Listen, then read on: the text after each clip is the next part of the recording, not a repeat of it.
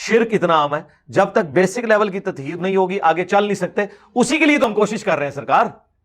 عوام اویلیبل ہوگی خود بخود چینج آ جائے گی سرکار. آ رہی ہے نا چینج. جب تک بریلوی ریولٹ ہی نہیں ہوں گے سرکار پوری آرمی لگا لو، ایک دربار توڑ کے بتاؤ، ٹائم قیامت تک جے دربار توڑ کے دسو. کوئی کٹر سلفی لے آئے آپ پرائم منسٹر کے آرمی چیف بنا لیں، کوئی دربار نہیں توڑ سکتا. نہیں، وہ توڑنا ہی نہیں دیں گے جب تک کہ ہم خود علمی طور پہ انہیں قائل نہ کریں کہ اپنے ہاتھوں سے دربار توڑیں، جس طرح خالد ابن ولید نے فتح مکہ پہ اپنے ہاتھوں سے بت گرائے تھے، جس کے لیے وہ لڑتے تھے نبی الاسلام کے ساتھ.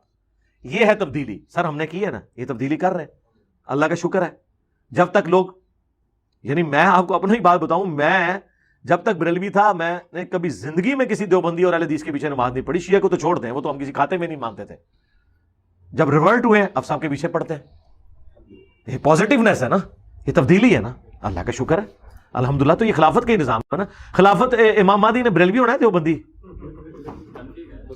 انوی ہوں گے؟ ہاں، تو اہل حدیث تو نہیں مانیں گے. ہاں وہ تو نہیں مانیں گے. اور اہل حدیث ہوئے تو بریلوی دیوبندی کہیں گے انگریزاں دی پیداوار ملکہ وکٹوریا نے رجسٹر کرایا ہے، مہدی ملکہ وکٹوریا دا مہدی ہے.